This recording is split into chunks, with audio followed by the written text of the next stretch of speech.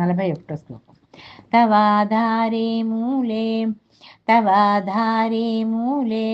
सह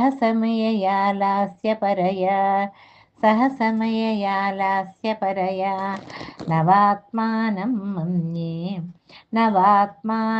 मन्ये नवरसमहाताण्डवनटम् उभाभ्यामेताभ्याम्